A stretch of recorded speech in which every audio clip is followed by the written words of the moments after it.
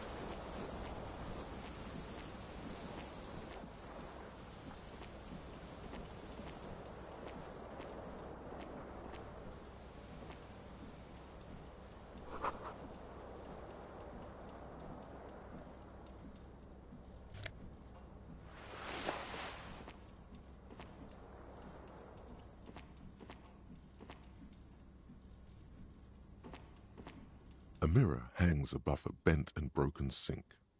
In a fierce discharge of masculine energy, someone has ripped half the faucet off. Hot water sprays from the base and steam covers the mirror. You cannot see yourself, just the outline of a man. Suddenly, you realize you have no memory of the face that awaits you there, underneath the soft vapor. As you slowly reach your hand towards the surface of the mirror, abort. You clearly have not thought this through. You won't like what you see there, and you will never unbecome it.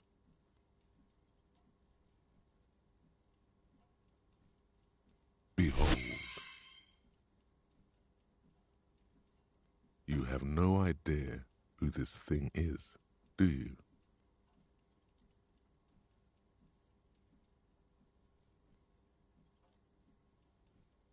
Too late. You clearly have rigor mortis on your face. Or wait, is that an expression? Are you trying to make an expression with that face?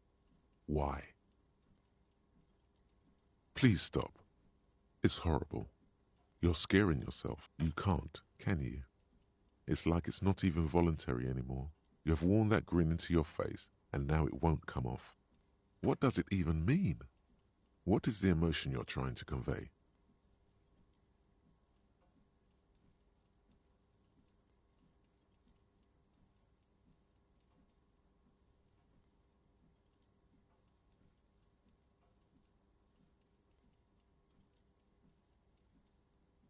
Please promise yourself you are not going to try it on any of the ladies, whatever happens.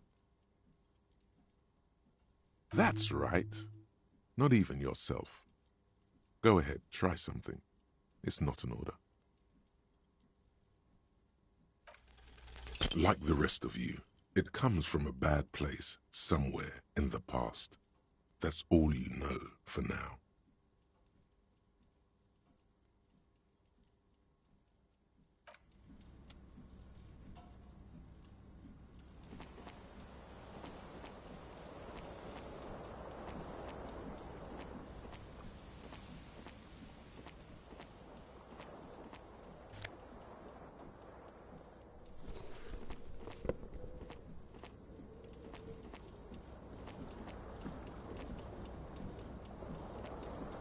This fan has 2 chain pull switches.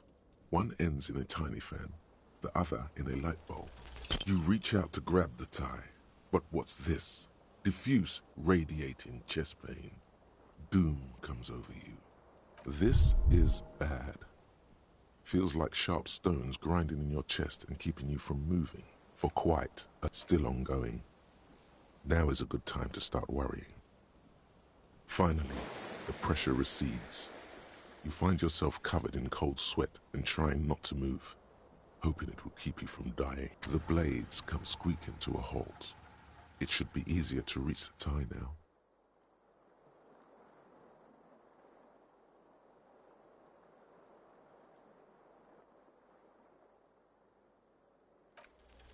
You swoop up and catch the tie.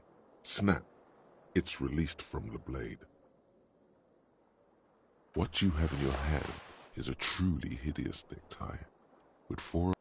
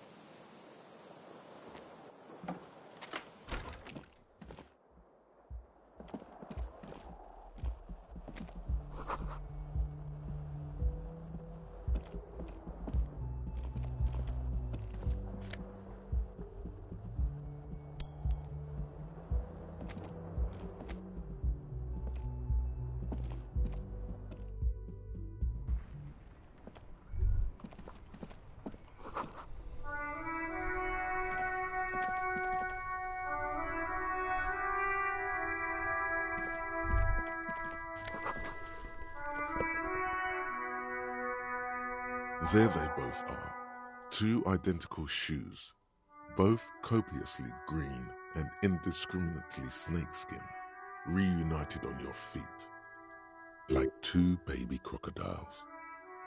Good, they're balanced, comfy. Feels like the only good thing about you right now, truth.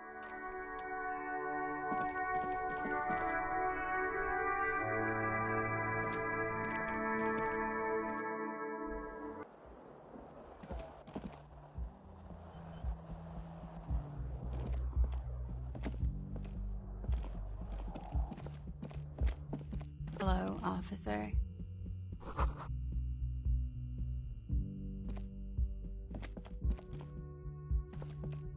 The young woman raises a cigarette to her lips. Her eyes are brown and her face is speckled with birthmarks. She can't be more than 28.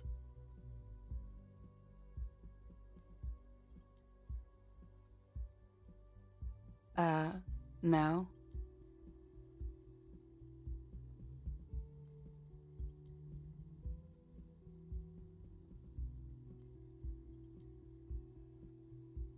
Because you're a police officer, sir.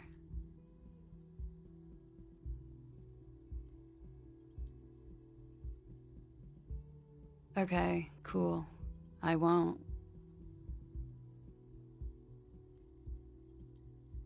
Okay.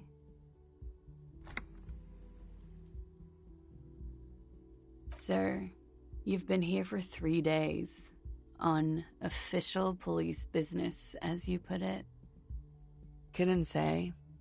In truth, so far, mostly drinking.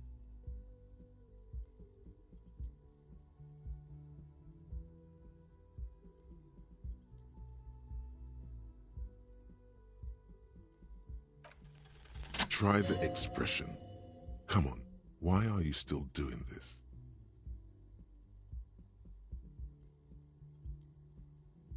Alcohol raises testosterone levels, especially in men. The levels remain elevated after inebriation ends and the pain begins. She puts out her cigarette.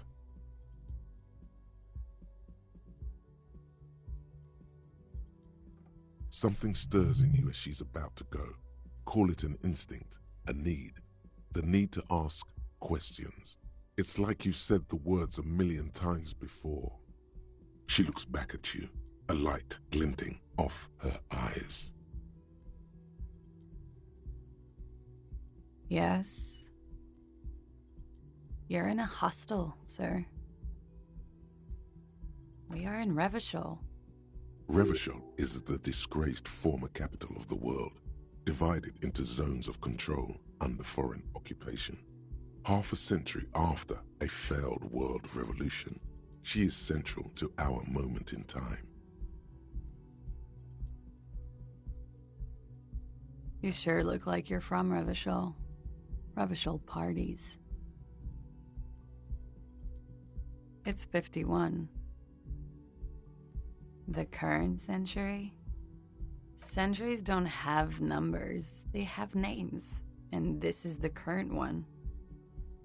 Civilization has existed for 8,000 years, sir. You're right. There is nothing funny about civilization.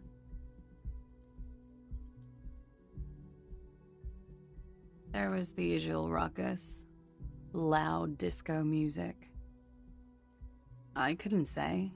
It's impossible to hear people speaking from over here. Oh, yes. Various artists. Ostentatious orchestration prime among them. Oh, were huge where I come from. I was very young then, of course. Like 7. Life gets hard, but we go on.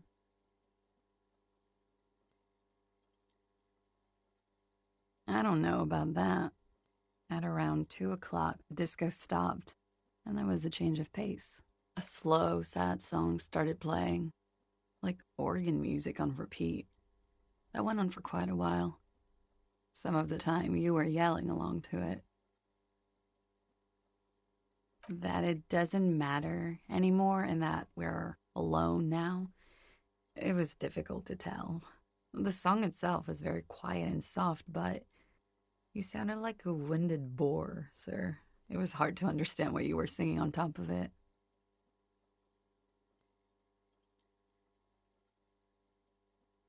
Yes, it was very cool. Then you started screaming and trashed the place.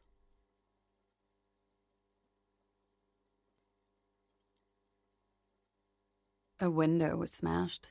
The tape player, probably. The song stopped. And furniture, too. A real destructathon. There was screaming. Then I think you passed out.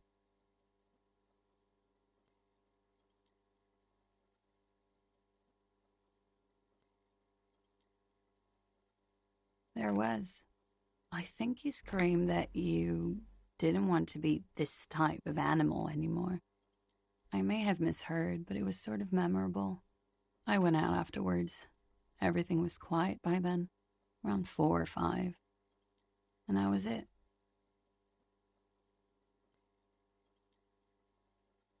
Glad to have been of assistance.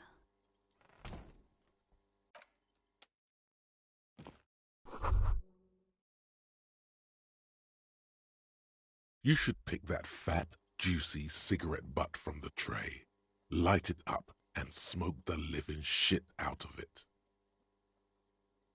The living shit. Your mesolimbic reward pathway does not mince words. Who knows what you are? A monster, a murderer, the gnome of Jeroma? You feel like a smoker, especially when you look at that juicy, succulent, seductive cigarette stub, still smoldering deliciously. How very astute of you. This renders it ineffectual. You should look for a whole cigarette, or better yet, an entire pack. Strike that. A carton. Make sure they're all healthy and able-bodied. Then smoke them all.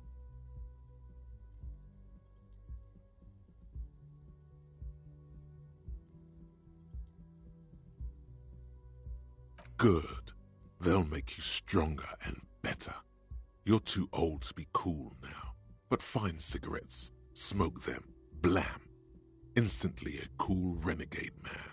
A mystical red dragon with smoke rising from his nostrils. Plus, smoking then gives massive bonuses.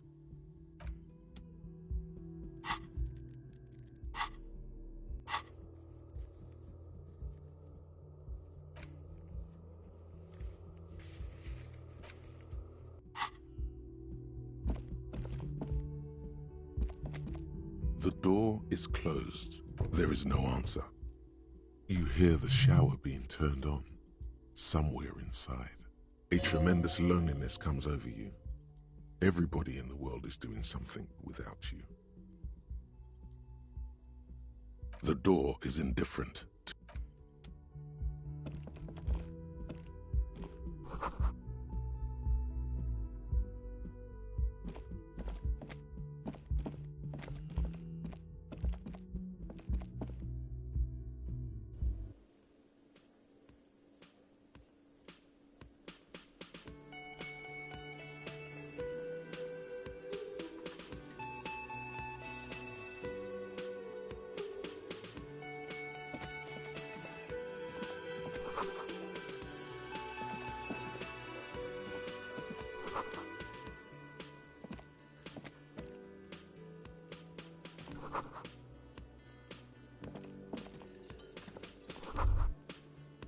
You should totally sing karaoke here, the first chance you get.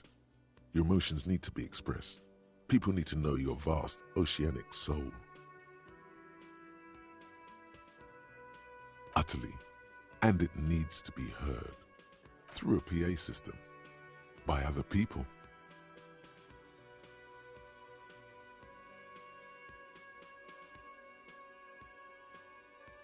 You should sing the sad, slow song you were listening to last night. Thought it was obvious. Serves them right. Wipe that smirk off their face with your sad, tragic song. Who's laughing now? No one. You have to find out how the song goes first, though. Maybe a tape of something appropriate would help. Who is mistakenly identified as a cop for his prominent jawline? Yes, sounds likely. You should probably go on stage and pose for a moment when you're done with this thought. See if it works.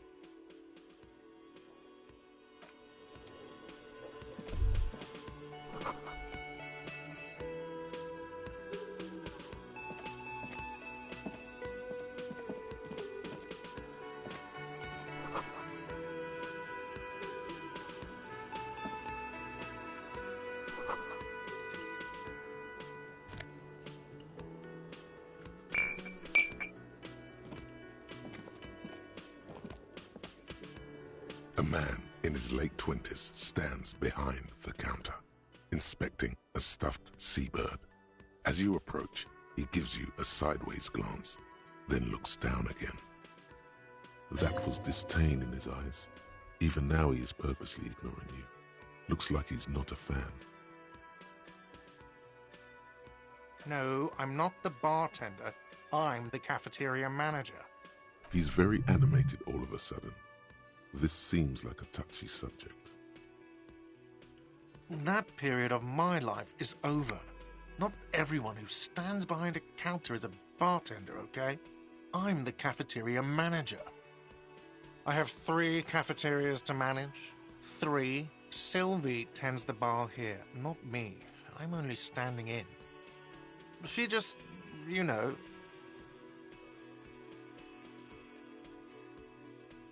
Oh no, you're a hero. A real hero cop. Could the massive property damage upstairs have anything to do with this? Yes, you are. A real decorated hero. What did you not do? First you took the body down, then you solved the murder, then you didn't trash my hostel room. Maybe you even negotiated the strike.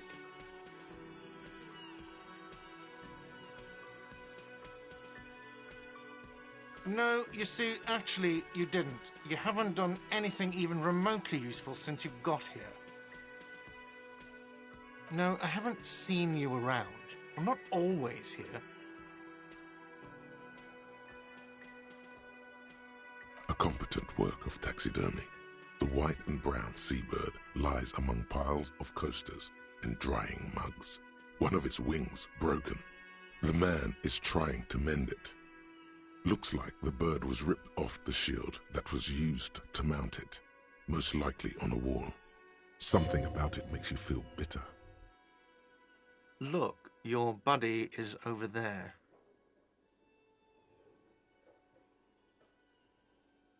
Why don't you go and talk to him, okay?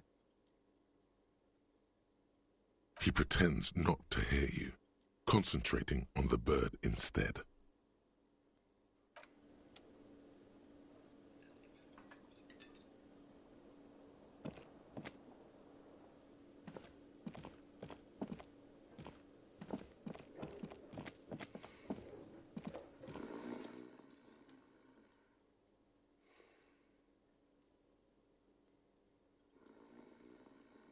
On the counter, rolled out of his open hand, you see a blister pack of headache medicine.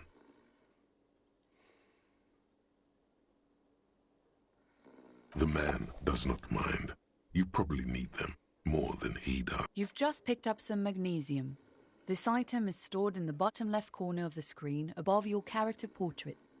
Use magnesium to heal your morale if you have morale damage.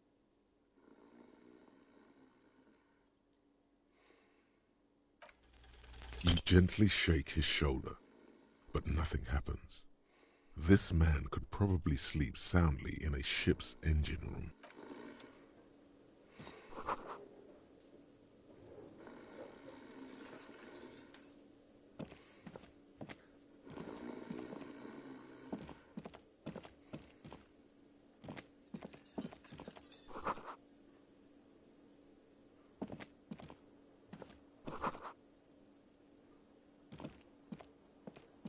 Hello, sweetie.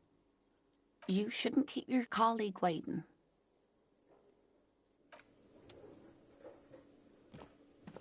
A bespectacled man in an orange bomber jacket is tapping his foot on the floor.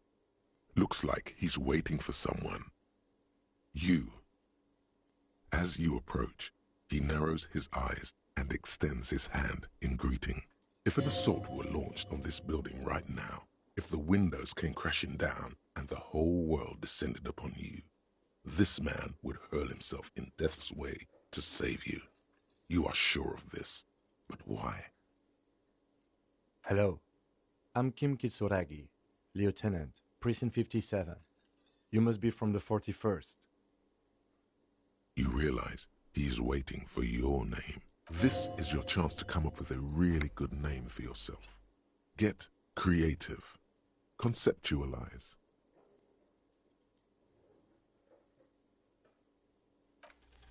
Raphael Ambrosius Cousteau.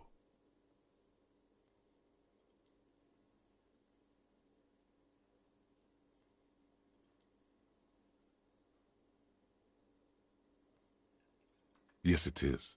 Raphael Ambrosius Cousteau is one classy name for one class. Yes, well. It looks like we had a little scheduling error on Sunday. Saturday too, actually. Have you had time to talk to the manager here? If you don't mind, we should talk to him again. Ask him for a rundown of the area. Now that I'm here as well. I understand the scene is out back, right? It also wouldn't hurt to assure him the police are finally here. In full force, I mean. Have you mapped out the initial interviews? Okay, we'll have time for that after we take a look at the coroner's case. Have you removed the dead body from the tree? Mm-hmm.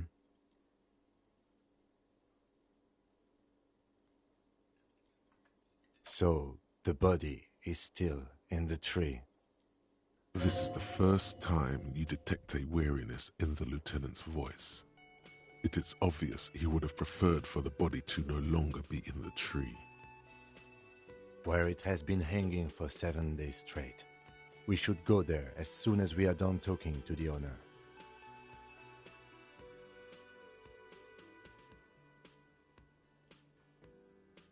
I can see you drank last night and the night before, and that you are still drunk now. But I have seen officers go through worse. Much worse. If you need something for your headache, there is a general store nearby. But as I said, the dead body should be our #1 concern. We all feel that way sometimes. There is no such thing as a police officer, I'm afraid. What remains is that there is a dead body in the tree.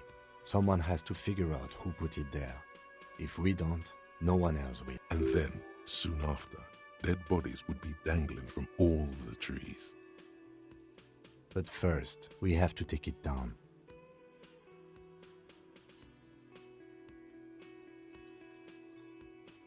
I was sent here to meet a detective from Precinct 41. You have the insignia of the citizens' militia on your sleeve and on your back. I suppose you could be impersonating him. You could have gotten the insignia from the black market or forged it. But for now, I'm going to set those possibilities aside. I'm not from the Inspectorate General. Internal affairs, and I'm not them. I'm from criminal investigation.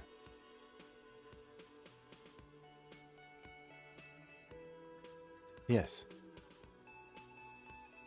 They are not just white rectangles. They bear a halogen watermark with the letters RCM and a pattern resembling the street grid of Revachol West. I would ask you to step into the headlights of my motor carriage, but again, it's none of my concern. I just need you to do your job. You mean you don't have a badge? Losing your identification card is a serious matter. My vehicle has a shortwave. You can use it to report your badge missing. I would advise you to locate it as quickly as possible. But getting the body down should still take precedence. After you, officer. Lieutenant Kitsuragi is now in your party. You can talk to him whenever by interacting with him.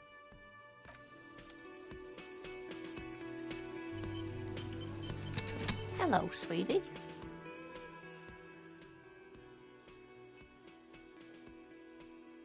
Wait, who's Sweetie?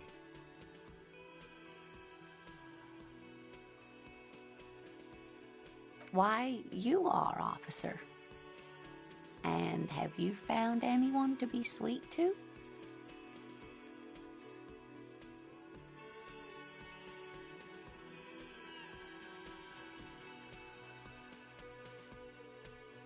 You rascal. I'm too old for you, and too married besides. You must forgive me. I'm getting so scatterbrained. I completely forgot to introduce myself. I'm Lena. My husband Morel and I are staying with our friend Gary just down the street, but I come here for tea when they're away. This Lena is wacky enough for the motley crew. Hire her on the spot.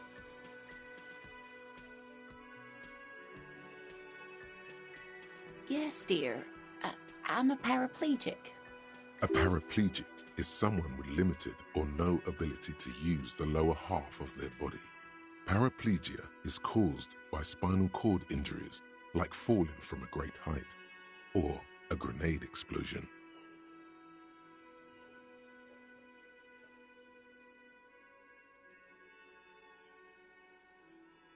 No problem. Whatever do you mean? Sequence killers? Oh my. But I think you already have a partner, sweetie.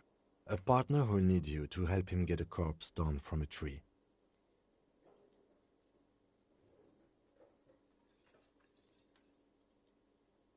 It seems to me that you lucked out with your partner.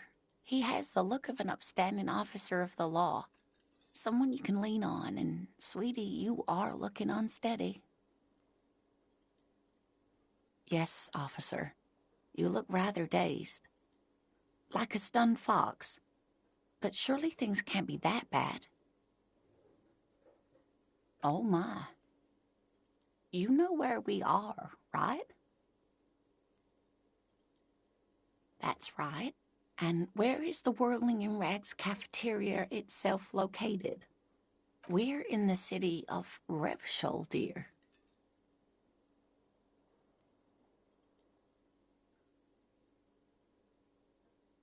Yes, great. See? We're getting somewhere. What else do you know about our city of splendor? Tattered as she may be. How would I even begin to tell you? Revachol is the most beautiful city in the world. We're fortunate to be here, you and I. I haven't seen very many other cities personally, but everyone says so. Revachol is a rare jewel. This city used to rule the world, though it has seen better days. Speaking of history, you know what year it is, yes?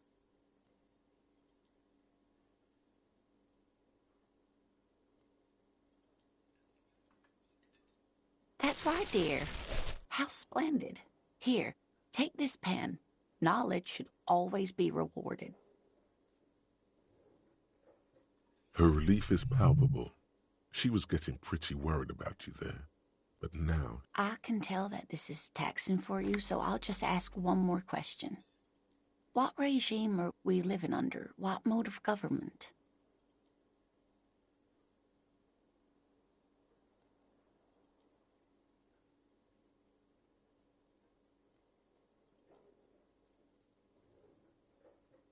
Actually, we are not. You could say that about almost any other nation, but not Revachol. Try it one more time, officer. Nope, sadly not. Revachol is what's called a zone of control, under an alliance of foreign powers called the Coalition. We have no government of our own, and what democracy we have is market-driven. Oh dear. And you were doing so well. There aren't any cops in Revachol, not in the traditional sense. The status of law enforcement has been a complicated matter since the revolution. But we should stop for today, sweetie. You look like you need a break. Besides, I'm not the best person to explain the big things to anyone. She's scared now. She's realized you really are brain damaged. A defeat, I'm afraid. The people of this archipelago tried to build something new, something different. The rest of the world didn't like it, so they came and ended it. This was 42 years ago.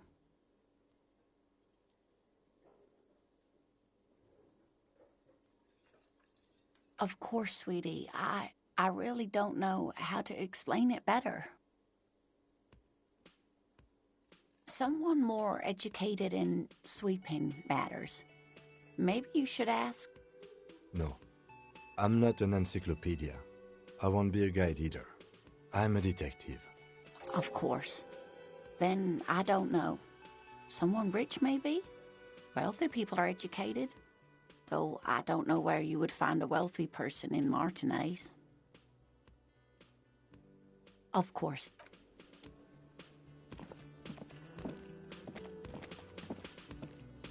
Yes?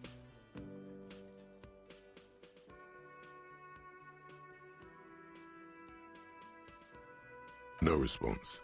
He just arches his brow. A moment passes. The lieutenant glances at the sports watch.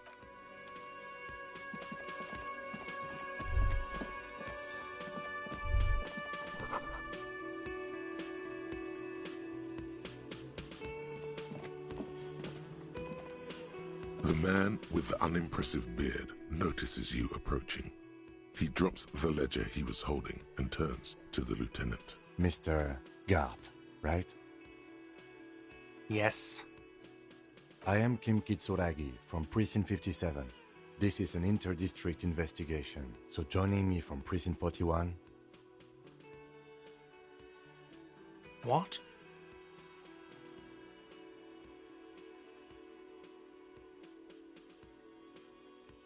I have no idea what that means.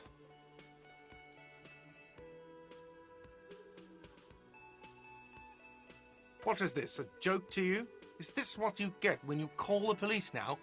This guy? We've been waiting for a week here.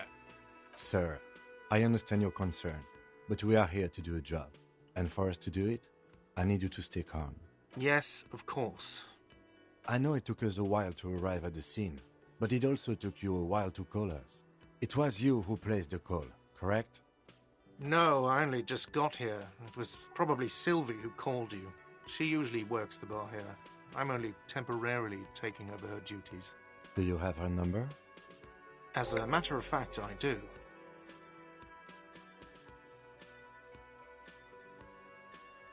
You said you just got here. From where? Are you a local? What, of Martinez? No, I live in Jamrock. I only sometimes come here to keep an eye on the place.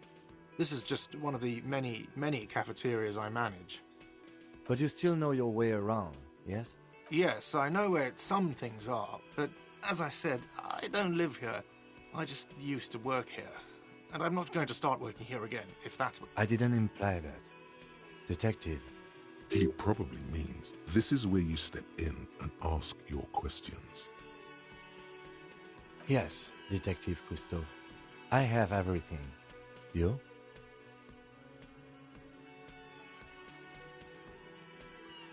Yes, yes, he means, do you have questions for me, like a police officer would? Behind this building, there's a courtyard. They hoisted him up on a tree there. That's easy. See that door there? First you exit through that. Then, to your right, you should see a big hole in the fence. A really big one. You can get to the courtyard through there. No need for the keys. The hole is big enough for the Franco-Nigerian cavalry to fit through. I don't know who killed him. I'm not the police. That's your job. What are you, crazy? Of course I didn't kill him. She went away because none of your business.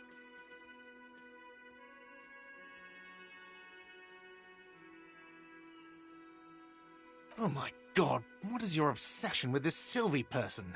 Get over it. Let's go. Not so fast. You owe me 130 real.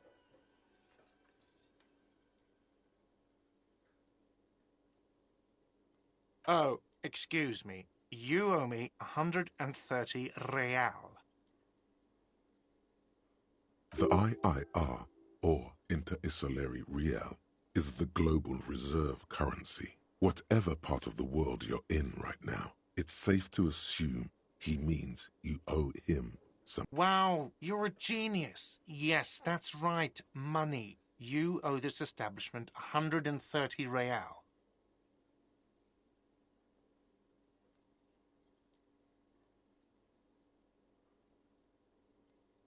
Let's see.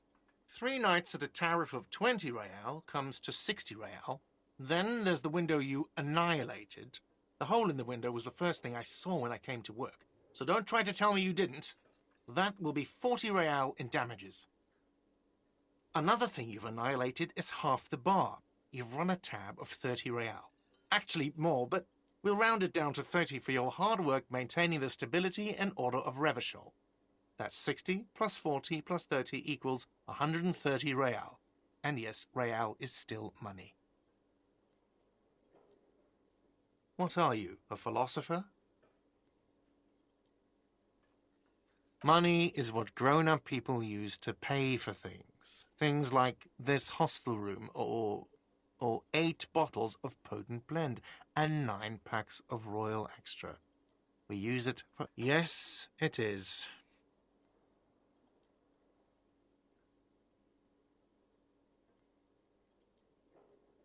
No, you see, that's 40 cents. Cents are a form of currency 100 times smaller than the real. I'm not even going to take this. Come back when you have 130 real.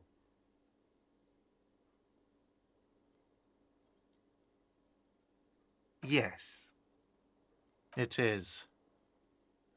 Isn't it evil? The order of magnitude between what is asked of a person and what they have.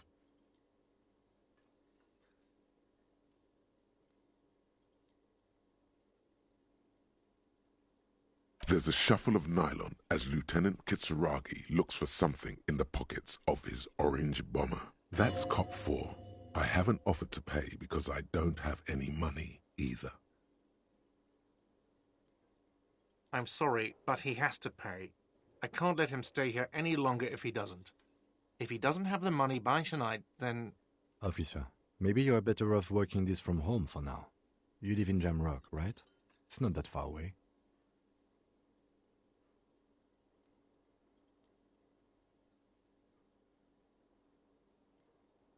You mean somewhere else to run up a huge debt? I don't think so. The union squeezed most places out of business to fund the strike. You're better off home. Officer, you really need to take this up with your station. I have a shortwave radio in my car. Call them, ask for assistance. We have to get this investigation started. Good luck. By the way, where is home? The address is coming up blank, and this place sure isn't. But you've been at this hostel cafeteria for only 3 nights. Where were you before? You had to be somewhere. You don't really know, do you? South, maybe. Doesn't sound like somewhere you can stay if you run out of money.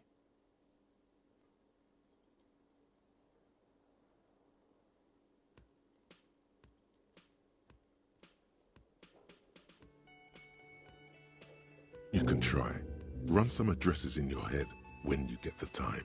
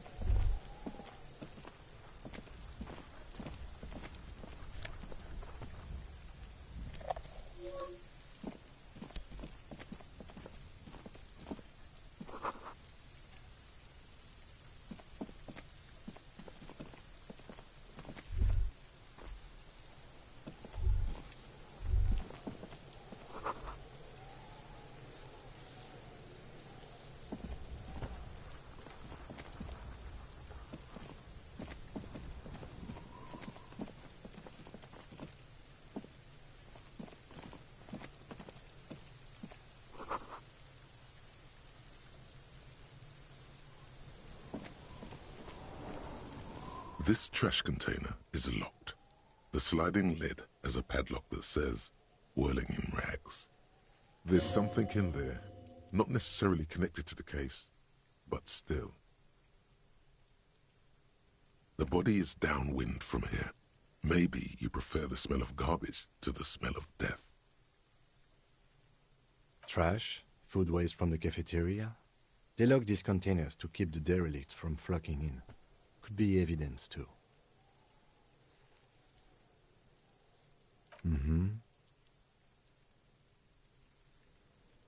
We could try using a pry bar. There's one in my motor carriage, or we could ask for a key from the manager of the Whirling in Rags. He probably has one. He might also have information. This is better than the pry bar idea.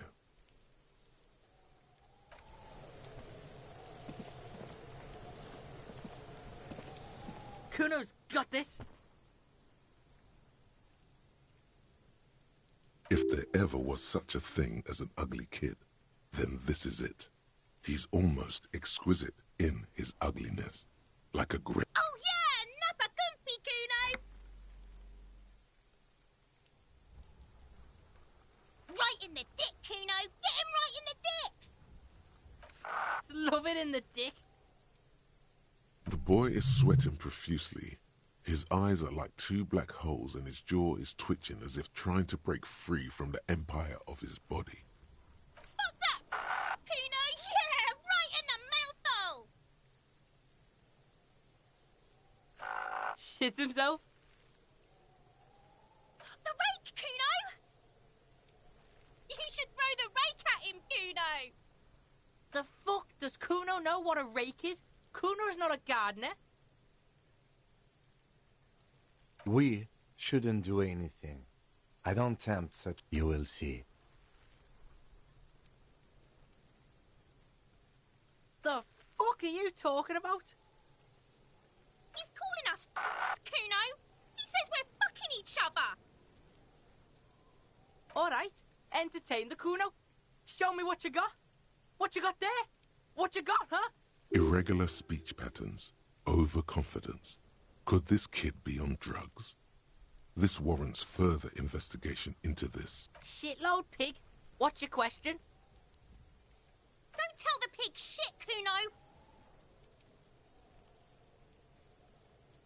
Pig's choking. He's... If I were to want to waste my time, which I do not, I would ask them who he is, how he got there, and the usual. Kuno's fuck gimp. Kuno uses the fuck gimp for target practice.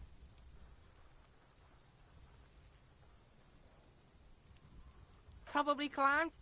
Kuno was busy down the road when that shit went down. You heard Kuno. Kuno wasn't even in Martinez. Kuno wasn't in Revachol. Kuno wasn't regional. I don't know. Some fucking...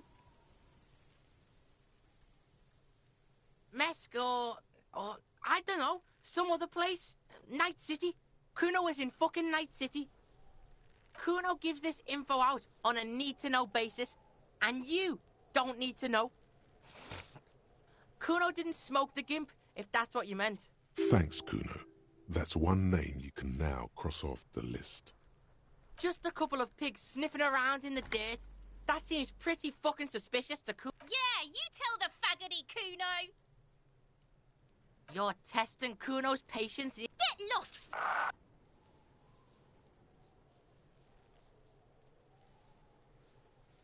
Right, pig?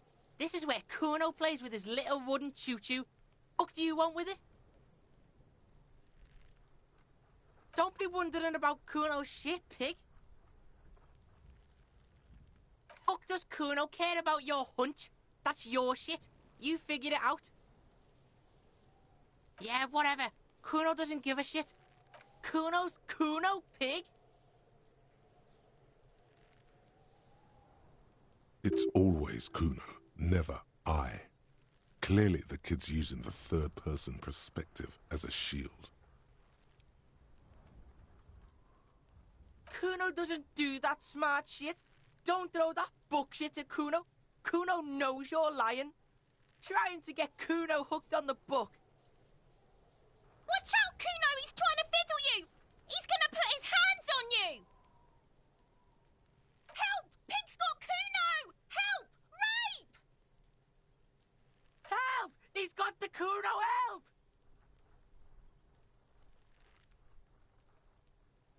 Everybody, please! He's digging his dick out!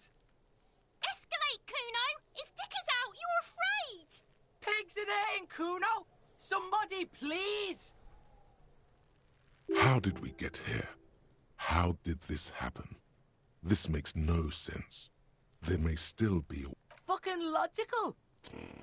Help! No! Get off! No one? Kuno's doing this because he likes it, pig. This is where Kuno... Help! The pig's gagging him! Kuno can't speak! Help! Misters, help! He's flashing Kuno! He's showing his genitals! If you don't help Kuno now, it'll be too late!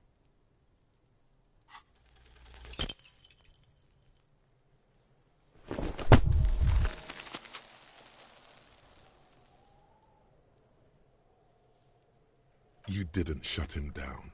Your fat fist didn't meet its target. Instead... Kuno can't believe this shit! Can no one stop the Kuno? Pig, Kuno thought you had this. What happened? Kuno can't do anything now. Fucked your shoulder, fucked your knee, fucked your fat body up! Officer, you need to get up. This is turning into a farce. That's what you get if you fuck with... No. The creature behind the fence makes it a point to laugh. Kuno made you his fuck gimp. The lieutenant isn't laughing at all.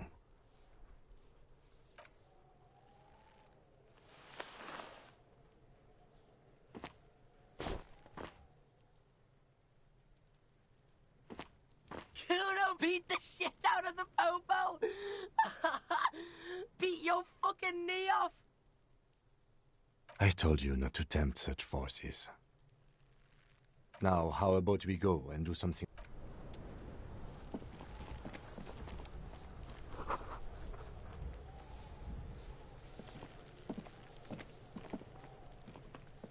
The corpse looks at you with bulging white eyes. The face, you seem to be holding your breath. A cargo belt twists his neck at an unnatural angle. The body below appears stiff. Active decay. He's about to blow! Cop's gonna blow!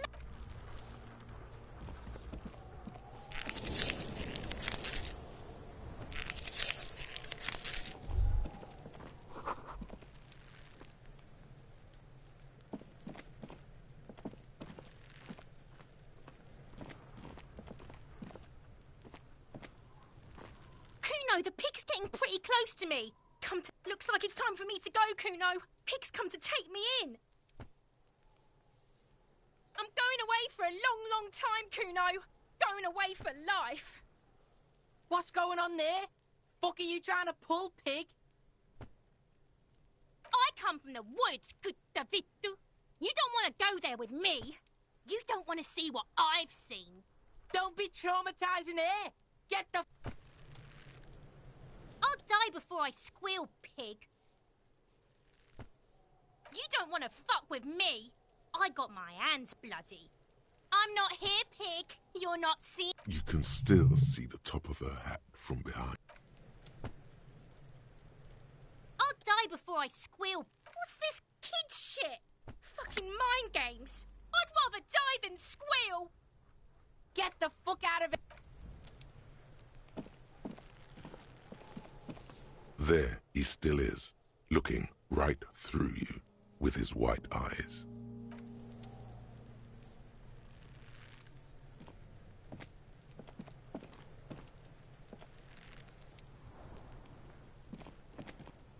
There he still is, looking right through you with his white. The smell is repulsive.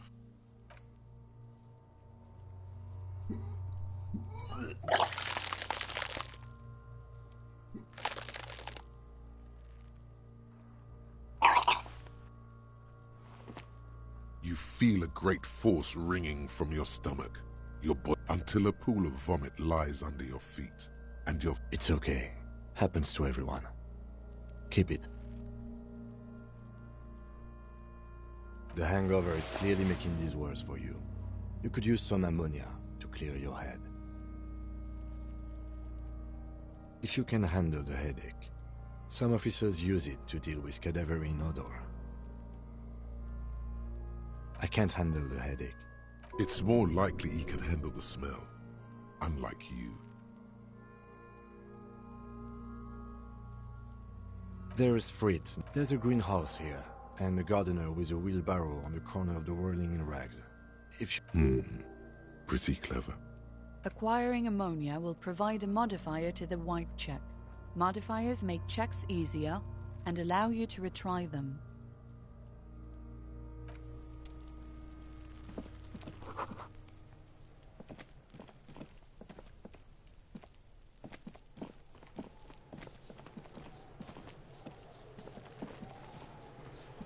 Look, see? It's the fucking war pig! Try... You belittled yourself before the Kuno. Now you must seek his forgiveness.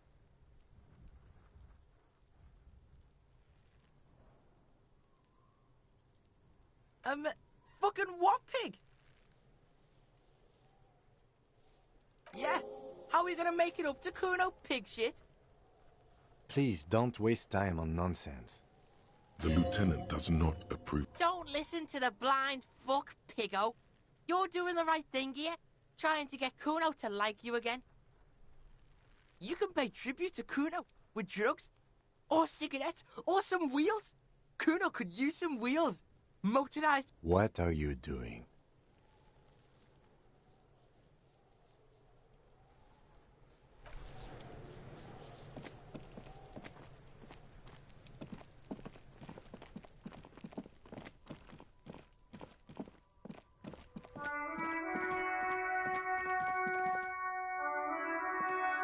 old call box with a matrix of push buttons lists all the companies in the East Delta Commerce Center. An off-key melody starts playing after you ring the doorbell. Then a woman picks... Kuno, please stop calling here. Grown-ups don't have time for your stupid games. Oh, I'm sorry, officer. I thought you were... But the doorbell is broken, and the bookstore shouldn't even be on the list anymore. So I can't help you. Please don't call here again. A single beep indicates that the line has gone dead. You hear the same waiting room music, but no one picks up the receiver anymore. You ring the doorbell. What an ominous name for a hair salon. Doesn't bode well for anyone's hair. All you hear is static, but no one answers the call. You ring the doorbell, but nothing happens. You wait for a minute or two, but all you get from the call box is silence. No, looks like someone has melted half the plastic off with a lighter. The doorbell. You hear static from the intercom speaker. It sounds as if someone has picked up the receiver. Yes, hello. This is Tricentennial Electric. Have you come to place an order? She sounds almost antique, as if her voice was being played off an old wax cylinder. A receiver must not be working properly. My God. The lieutenant exchanges a look with you. It's you. My God. I didn't think I would hear your voice here. It's a woman, and she knows you. No, something's wrong here. Are you sure she's talking to you? Michelle, just please. Why did you even call? I don't understand. You've been gone for months. I thought you didn't care.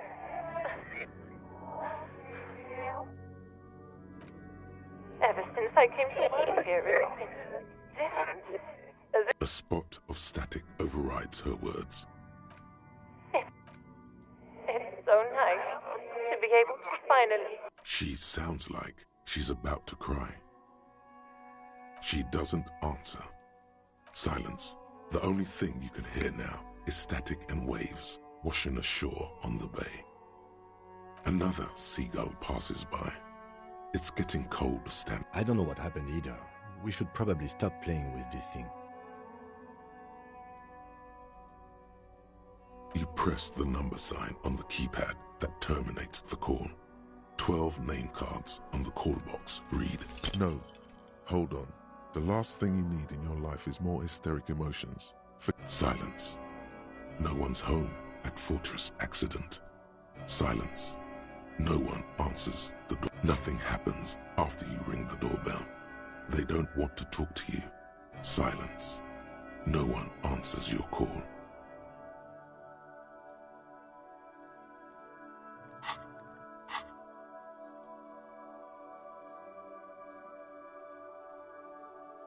This button looks new, but someone has removed the name card. Huh.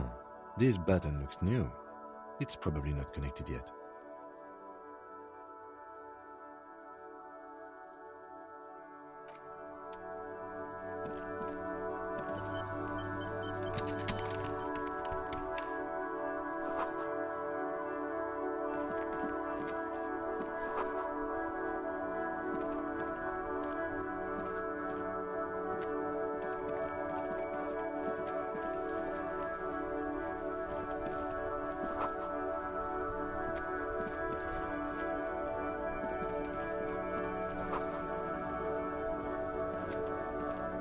The RCM in Martinez.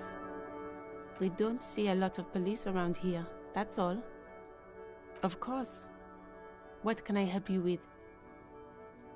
Sure, I'm done with it. Go easy on that stuff. It gave me a terrible... Excuse me?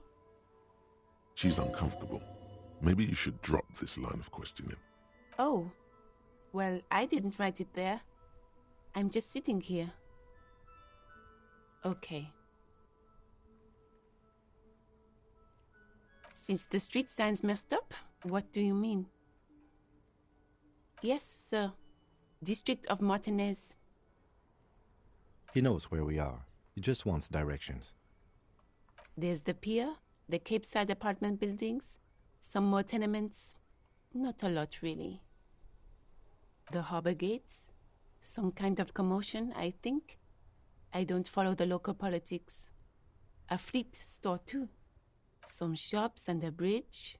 The canal bridge leads to the coast, but it's broken, I think. Some kind of accident, probably.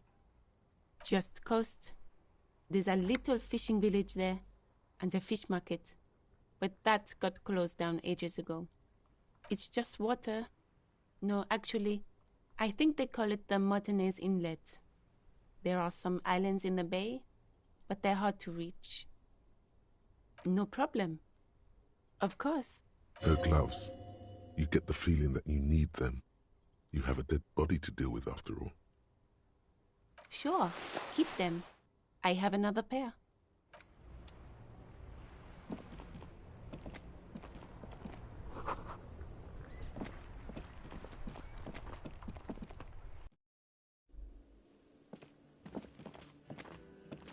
Hello again, sweetie. Oh, sweetie, I heard your conversation with the manager about Your deportment remains dignified as you shed a single manly tear.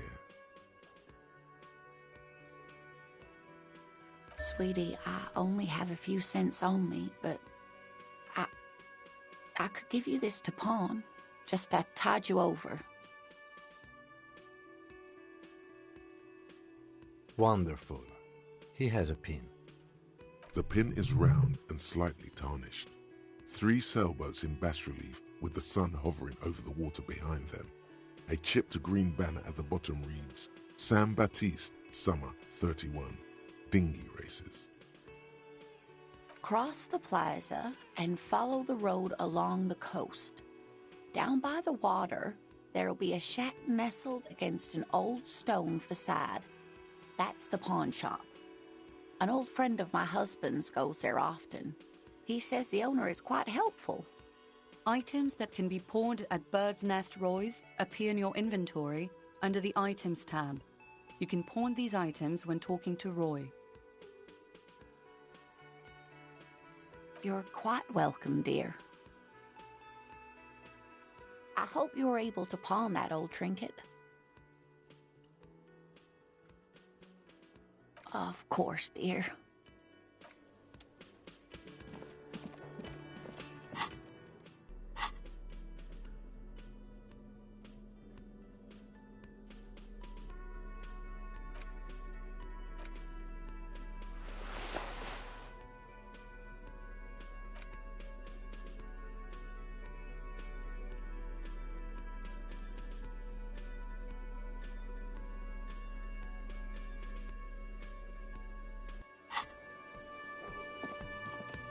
Can I help you? Mine? No, it belongs to the Whirling in Rags. Thank you for clearing that up. Why do you keep the container locked? Why? To keep the hobos and drunks out. That's why. And the neighbors too. They put their trash there and they don't pay for the garbage company. I thought as much. And are you the only party with access to the Well, yes. Us and the garbage disposal company. It seems a little callous, doesn't it? Something stirs in you. Prod at him and find out. Callous? What are you? Kras Mazov? Almost all establishments in Revachol keep their trash locked. The Whirling in Rags is not special in that regard. Krasmazov, nom de guerre, was an economist and a historical materialist. He was a leading figure on the Grad side of the Centennial Revolution, where he headed the 9-day government. Mazov is considered the father of scientific communism, Mazovian thought, or Mazovianism. He killed himself. No one was implying you were, officer. Where were we? What do you need them for? It concerns the case. Please cooperate. Just bring them back once you're done, please. Absolutely out of the question. Absolutely in the question. First we find a sad banger. Then we...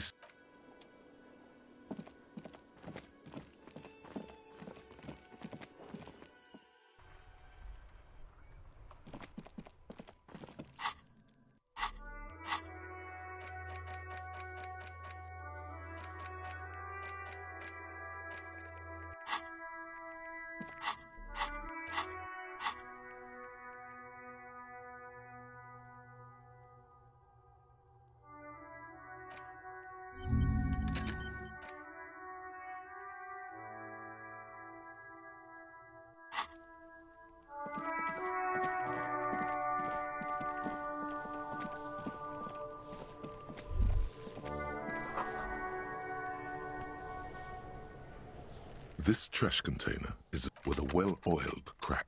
The lock pops open. It should now be possible. Don't. Maybe you shouldn't.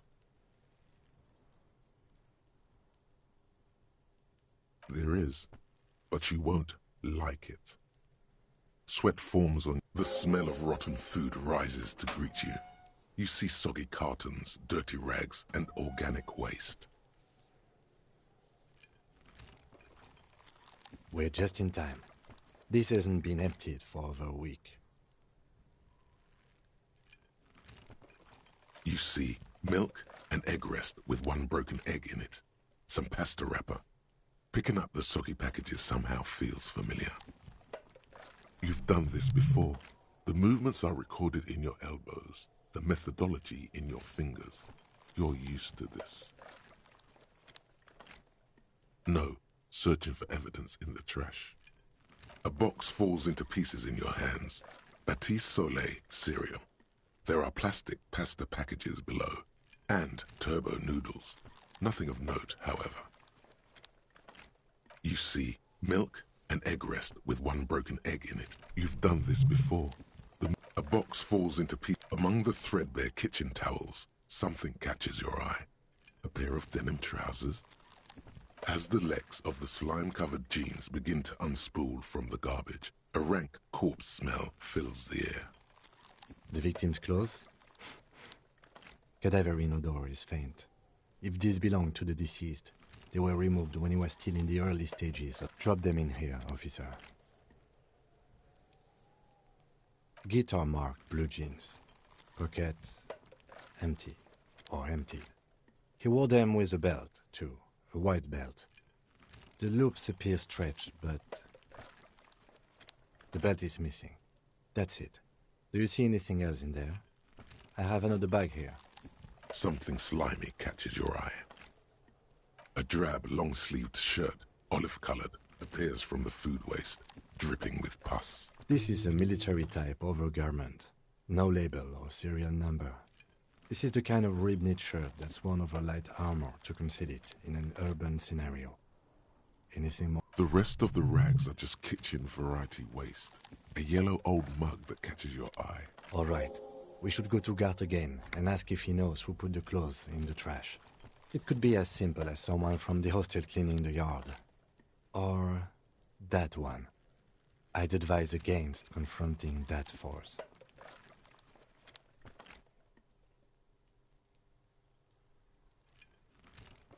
Not really.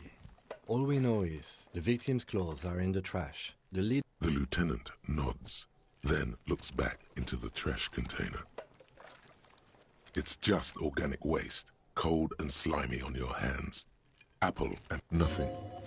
It's nothing. What's this? A blue piece of plastic sticks out from the apple peels. It's shiny. Looks like the corner of something. Something larger. A clipboard. A blue plastic clipboard with moist papers hanging from it. They look badly damaged, but you can still make out forms and notes. Officer, is that your paperwork? Yes, it is. Look. This plastic has the RCM street grid on it. You've even got an autopsy form.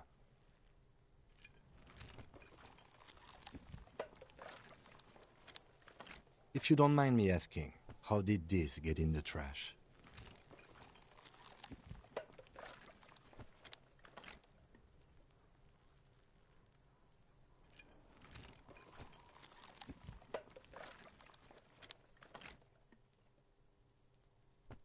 Boring. Try dangerous. You should do a thorough inventory of that. Be sure some has not fallen into the hands of the RCM's enemies, organized crime or worse.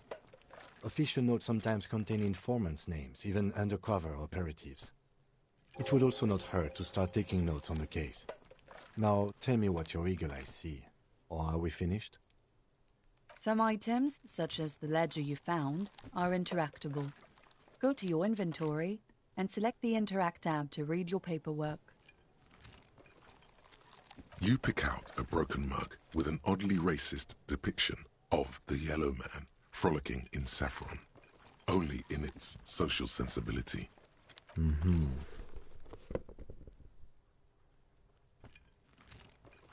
You've acquired an interactable item. Investigate this item further by going to... The container sounds a muffled gong. That's one thing off the list. I think we got it all.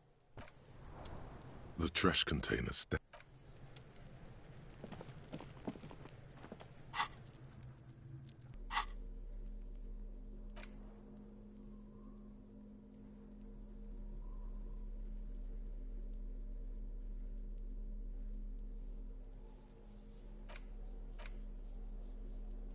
It's the ledger you found in the trash. A pitiful cabbage of white and yellow papers hanging from plastic board, barely held together by a metal clip. This sad display is made complete by the faint smell of urinal cleaner. There's a piece of toilet paper, or is it cleaning tissue? No, it's toilet paper, desperately sticking to the back of the blue. It's a metaphor for you. Below the pathetics, terror. Do not look into its blue heart. It's just toilet paper sticking to the back of the plastic clipboard. You can take it off if you want. Still wet, the toilet paper peels off the plastic easily. All you have to do is shake it off with your finger and voila! The ledger now looks marginally better. An aluminium block runs the width of the board, biting down on the paperwork. Its crocodile teeth are the only thing keeping the papers together. A regular pencil, the tip worn down to nothing, has been attached to the clip. The surface is interrupted by a silvery sticker. It's rectangular, sparkling with iridescence. You don't know how you didn't notice it before. It is similar to the RCM watermark on your blazer the lieutenant mentioned. Didn't he say something about the headlights of his motor carriage? That you can read these there? What? Yes, halogen watermark used for adding information to RCM property. It depends. Aside from an anti-counterfeiting stamp, mine has my station number and address. The information varies by date of issue. Maybe yours will have how many cases you've solved, how many years you've been on the force, he's thinking. It'll have that. Any capable light with the right wavelength will do. Yes, RCM vehicles have headlights tuned especially to reveal halogen watermarks. This means you can read the watermarks if you just turn the lights on. Okay. While a bunch of sodden papers sag from the clipboard in your hand, it's a sorry sight. They're not exactly white. They're yellowed in patches by sunlight and alcohol, and covered in dense blue handwriting. Ink escapes into watercolor patterns, reaching its tendrils across entire pages. The paper itself is checkered, with faint red lines, forming short paragraphs. Once in a while, there's a red stamp that exclaims, "Case files commit to paper." The case files themselves are plenty. You count more than 100 sodden, crumpled up, earmarked pages falling apart in your hands. They appear to be sufficiently organized and extremely dense, if mostly illegible. Work, strife, poverty, the Jamrock Quarter. These are handwritten logs of investigations dating back to January 51, this year. The exact number is hard to estimate due to missing pages and an odd naming convention. But there are at least 20, maybe 30 cases undertaken, not completed, mind you. It's the middle of March. You have attempted 2 cases a week on average. Huh? 2 complex cases to undertake is a lot, yes. You really have to push yourself. I would not suggest it, lest you start making mistakes.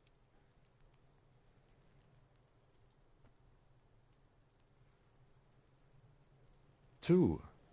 That's a lot. I didn't mean to say you are making mistakes, by the way. That was presumptuous of me.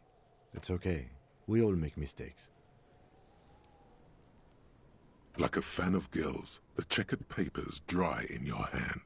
The handwriting is extremely dense, if mostly illegible.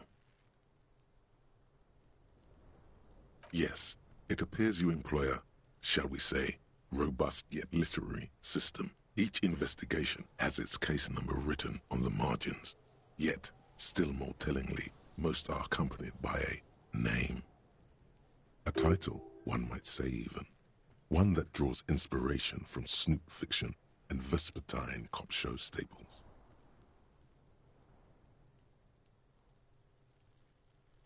Yes, all caps. One is called The Next World Mural. Another, The Square Bullet Hole Murders. Another yet, The Unsolvable Case. Others appear more light-hearted. The guys on a couch in an unexpected location, and the murder at the hookah parlor. Even the rare article-free collapsing tenement. Murder features prominently throughout. It's going to take an effort to piece these case files together, but it can be done. Once you're done inspecting them up close. You mean the alphanumeric? Officer, precinct, time of arrival at the scene? Oh, you mean the titular? Yes, well, so do I. In our defense, almost everyone in the RCM does. It's a holdover from the early days of the RCM, right after the revolution, when the organization had little idea how to do things. It persists in an unofficial capacity. Officers use these titles to refer to their work. Again, in your defense, I seem to have named one the man with the hole in his head. That was a real person. His death was real. Still, I named it that, to amuse myself. I pray his loved ones never find out. Rail spiked through the head. He died. It was a workplace accident. There is, for precisely one more. 15 pages near the end remain untouched by the damage. The checkered grid forms a structure of passages, breaking the case into subtasks to accomplish. Once all the tasks are accomplished, the case is complete. The tasks you've completed flow out of the kind green ape pen in a brash freehand similar to the rest of the letters. The wording comes easily. It's almost robotically simple, a language developed for mental rigor and simplicity. Inspect the victim's body. Interview the cafeteria man. It's not exactly poetry, but poetry would be out of place. A satisfying slash sounds across the paper. You're done, it seems to say. Things to be done and things already done. The composition of reality. This is an extremely useful tool for a detective of the citizens' militia. Now all that remains is to name the case. No, actually. Any ideas? Great. That's great. That's actually what I was thinking too. The Hanged Man. Good, strong name. We have a very good name for the case now. I'm going to start calling it the Hanged Man. It's good we sorted this out.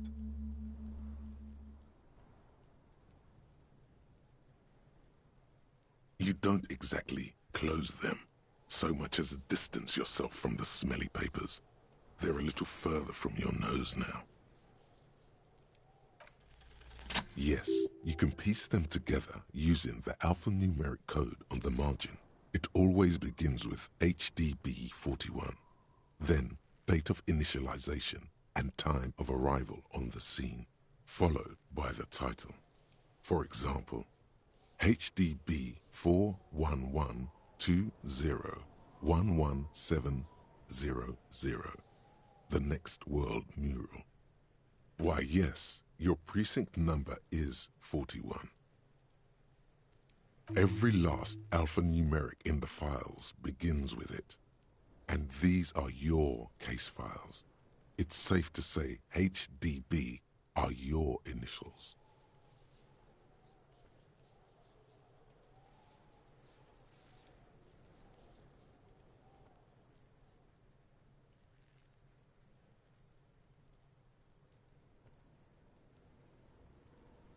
I got nothing here either.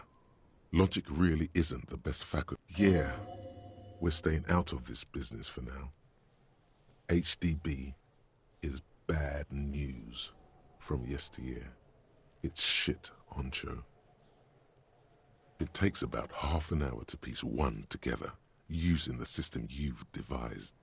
Where do you want to start?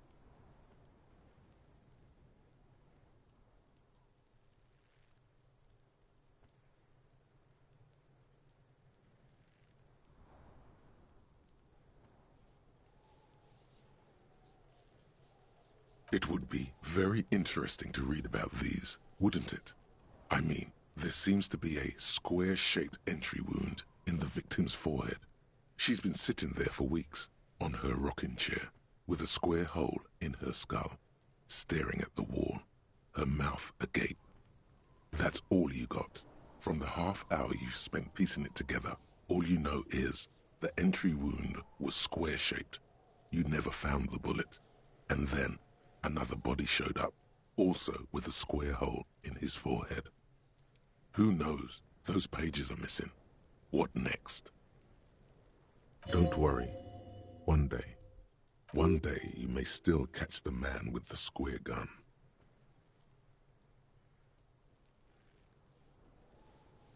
This one is relatively easy to reconstruct. Overnight on 1202, a graffito, nay, a mural, appears on an 8-story tenement overlooking central Jamrock. The building is a sparsely inhabited ghost tower, part of a failed real estate development called Grand Couronne. The mural is enormous. 2 silhouettes, a man and a woman, are kissing. The text cut into their form reads, "True love is possible only in the next world. For new people, it is too late for us. Wreak havoc on the middle class. People call it that thing and that fucking thing. It's visible for miles. In 2 days, the station's complaints desk gets clogged with requests to remove the bummer. You and your partner are assigned to the case. The graffito crew is easy to track down. Only the bell lectures have the literage of industrial paint to cover the surface. One of the graffito artists is rumored to be rich. They take responsibility for the execution, but not the design. The ideologue of the Next World Mural, as the crew calls it, remains an unknown. The case files do not show you finding the author of the design. The crew agrees to clean up after themselves. However, your partner, JV, is against the removal, citing public support for conservation. This leads to a debate in Precinct 41, which then spreads to the streets of Jamrock, ending in a rare plebiscite organized by you and the rest of Row 3.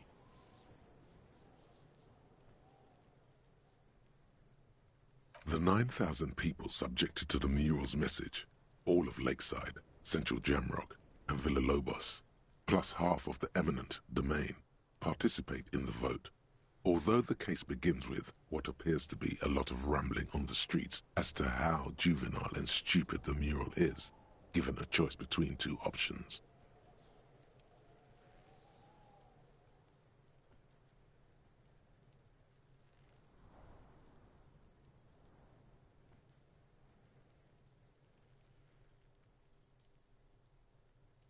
A staggering 78% of voters choose to keep it. Turns out the opposition were a loud minority. And that love truly is possible in the next world for new people. And it is too late for us.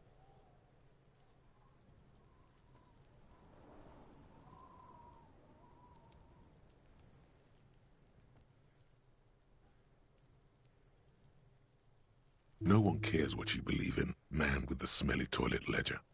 What do you want to tackle next? Or are we done?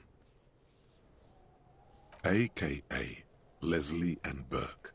AKA the public indecency drunk and the property damage drunk is a cursed case. It has been passed from unsuspecting officer to unsuspecting officer for 10 years. On January 29, the unsolvable case made its way to you. Why you accepted it, it is unclear. Every officer, and indeed most civilians in general, know it's unsolvable. You were so drunk you didn't remember what it was when you signed on. That, or you were high. Leslie will always take his pants off when he's drunk. Burke will always trash everything. It's just what they do. It is their nature. You cannot change the nature of a man, and you can't lock them away because public indecency and small-scale property damage are not punishable by incarceration. The only way for Leslie to stop flashing his genitals to bypassers and for Burke to stop dismantling signage and rear-view mirrors would be for them to stop drinking alcohol, which, in their 40s or 50s, it's hard to tell because of their distorted features, is a medical improbability on par with you ceasing to produce the expression. You would think that, but you're wrong. Where's the fun in exposing your genitals or breaking stuff in your own home? No, Leslie and Burke are on the corner of Main Street and Perdition, because that's where the action is. Can you keep yourself off the streets? Threatening fines, dragging them to the station, locking them up in the hellholes they live in, locking them up in the station, hypnotherapy, even trying to get the local gang of Zemyaki to take them out. The Zemyaki gave them ethanol, so Burke and Leslie would expose and rampage even harder. You tried it all, and still the complaints wouldn't stop, as they hadn't stopped for 10 years. It's plain to see from the files that you, Satellite Officer JV, and Special Consultant TH had more important cases to attend to. You uncover cross-reference to several ongoing investigations, each brought to a standstill every time you drive down Main Street. Because there they are, on the corner of Perdition. And what is Leslie doing? Good, you're learning. If the files are to be trusted, that's all there is to it. That and Burke breaking things, and the fact that they're both drunk. But then again, so are you. The case becomes considerably less comic one day when Burke takes a swing at your ledger. He must have it confused with the property he likes to damage. But the joke's on him. You're drunk out of your mind on potent Pilsner. You slam the hardened plastic board in his face. Then you proceed to beat him unconscious with it. In the process, the ledger sustains damage. The compartment within, reserved for permeable documents, is jammed shut. You stop your assault on the now unconscious Burke to open it, but are unable to do so. The officer began to cry, reports Leslie, who, at this point, is tending to Burke.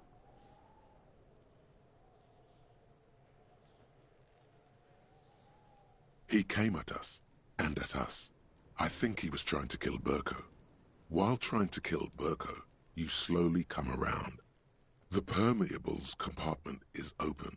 You've smashed it open on poor Burko's kneecaps.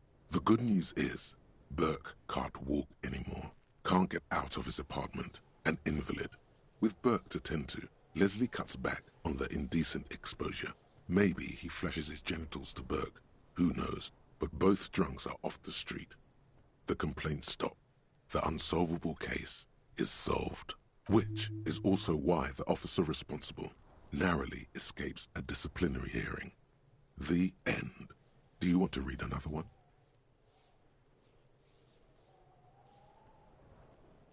Some assholes brought their couch outside and hung out on it. In the middle of the street, on the roof, on the hillside by the motorway. You know, at an unexpected location. They were young, and they thought they looked cool on it. Yes, as you said here, total assholes.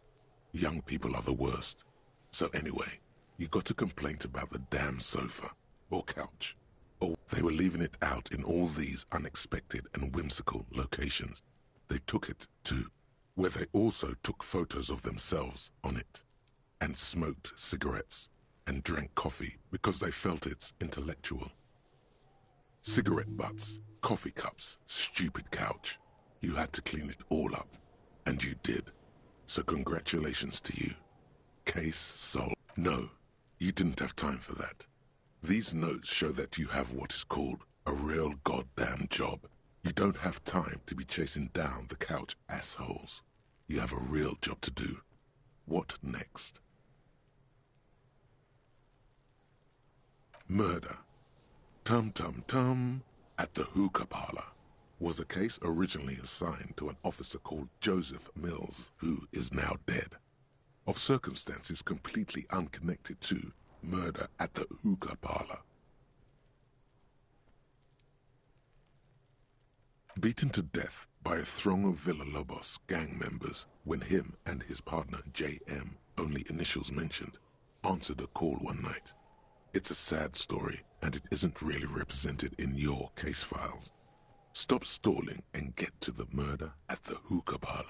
Joseph Mills was on this case that he just couldn't solve, was doing it solo, said it was a real nutcracker, a real brain twister, was on it for, like, a month. The captain got impatient. Shit or get off the pot, Mills. Mills didn't get off the pot. Not yet. He kept at it for a couple of weeks more, racking his brains, running with every theory, as outlandish as they seemed. No, he was awful. Awful sense of humor, too. The worst jokes you've ever heard. Really rapey. Still, he'd been on it for months now. Said it was the final case. Said it was uncrackable. That murderer vanished into thin air.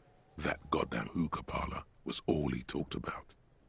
Okay, so the case is handed to you because Mills isn't getting anywhere, and you look into it. Here's the setup. A young man is found dead in a hookah parlor.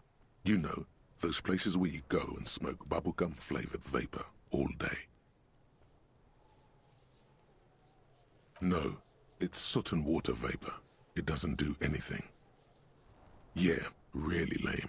So anyway, young man in his 20s found with his skull busted open, right on the floor of the hookah parlor, in the middle of the day. No one else is in there. Only client that day. In perfect health, too. Some kind of movie producer. No one enters. No one exits. He's just sucking on his watermelon hookah all morning, all noon, like he usually does. He's a regular. No calls, nothing. Just sucking on the hookah until 15:45. Then bam, he's dead on the floor with his skull busted open, blood everywhere. What happened? How can it be? Mills has no idea. Invisible assassin, movie deal gone sour. Girl at the counter did it. Nothing fits. Eerie. Man just dropped dead. So you go to the parlor. You see cushions around the table. Tables low, heavy, really sharp edge. See? You can't even read the thing without solving it. Yeah, it was that.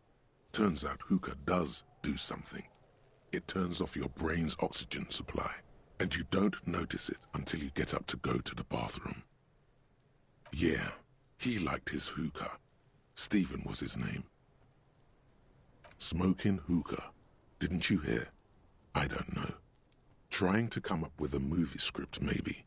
Anyway, that was murder at the hookah parlor. Joseph Mills wasn't a good detective, and about 30 minutes has passed piecing it together. Next. Not much has changed in the meanwhile. A bunch of sodden papers still sags from the clipboard. In the back, you see thin, translucent copier paper. Some neon yellow, some bright red, all covered in boxes, like marching armies. These look like official forms, waiting to be filled out. Then rip them from the binder and hand them out, according to type of form. 3. The topmost are misconduct fines, the middle ones are station calls, and the bottommost are field autopsy forms. Each is, you don't have to be an intellectual giant to do police work. 12 pages of thin copy paper, bright red in color. You see the parameters of a deceased human form, waiting to be filled in.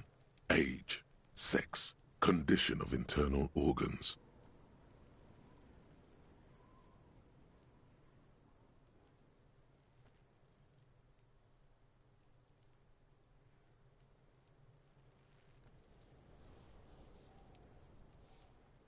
A monetary penalization ranging from 20 to 250 real. Severe cases allow for 1,000 real, but that requires special paperwork. The details of issuing these fines are spread out over the rest of the fields. A monetary penalization ranging from 20 to 250 real. These are quite sinister in tone. They give a date and time for the person to appear at the specified precinct police station. Below the call are the criminal charges you risk by not appearing. Yes, all that remains now is to fill those forms and hand them to people. Fines for wrongdoers, interview requests for bad guys, and field autopsies to dead guys. The rest of the stinking cellulose is much worse for wear.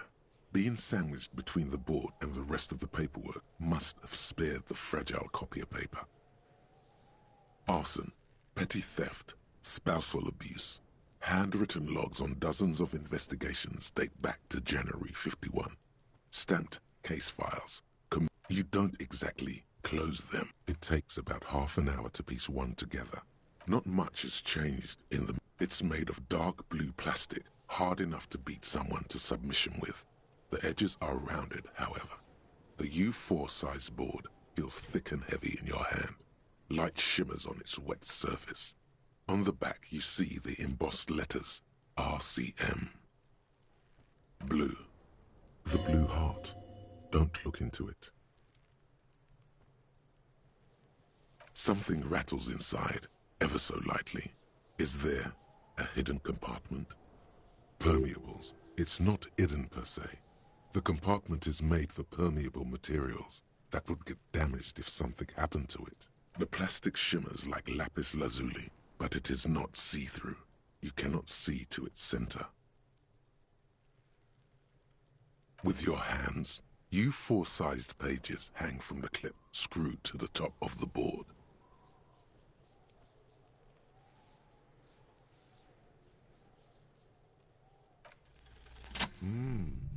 The two sides of the board appear slightly misaligned, like a drawer that's come off its slides. If you bend the plastic on your knee, slowly, the slides snap back into place. It should be possible to just,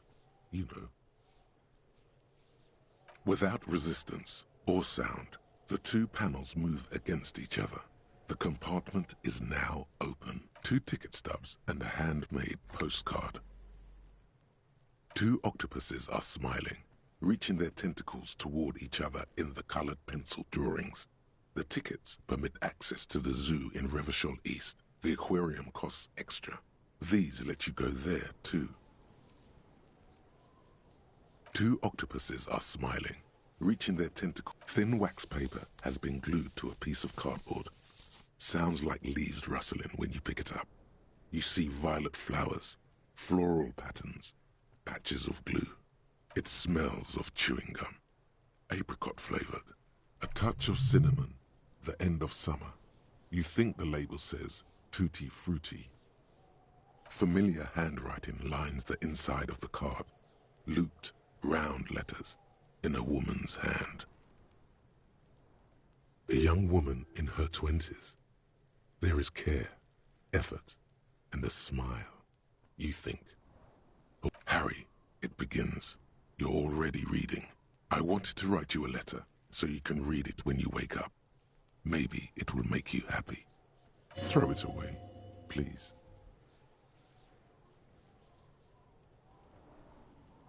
Your hand shakes holding the card.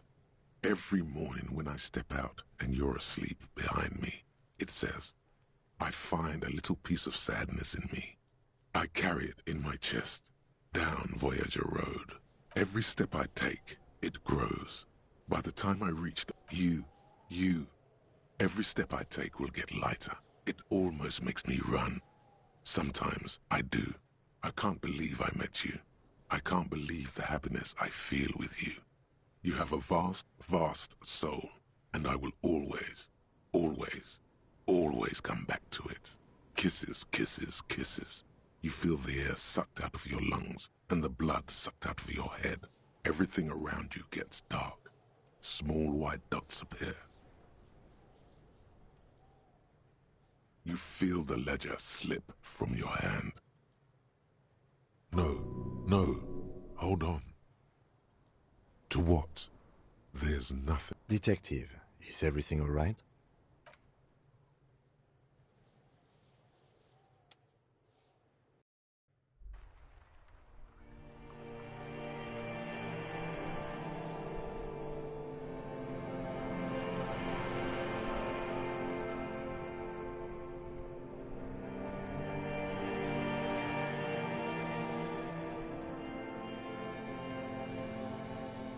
There is nothing.